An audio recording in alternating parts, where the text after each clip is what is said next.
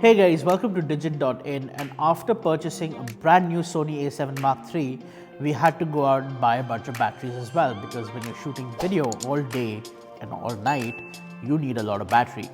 So in case you did not want to spend the premium on buying Sony's original batteries, Digitek offers great alternatives to the new FZ100 series of batteries.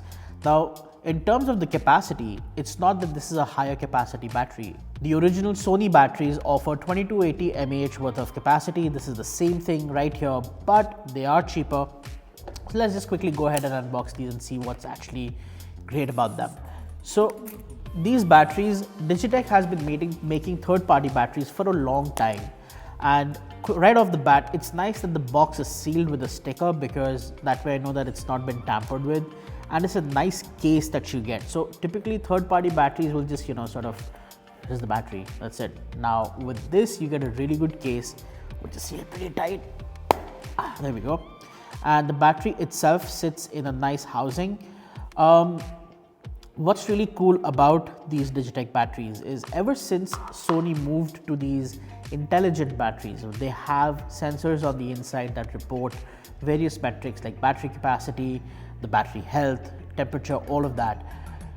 There was this period of time where third-party batteries wouldn't work with these cameras, like the Sony A9, the A7R4, etc. So Digitek's batteries have all of these sensors built in, which means that if you buy these, your camera will work with these just fine, and it will report all of those metrics just fine. So that's one advantage of getting the Digitek third-party batteries. Of course, if you're paranoid, you could always go for the Sony originals, pay the premium, but these are actually pretty handy, and because they come in this nice case, you also don't have to worry about them jostling around in your bag and taking damage.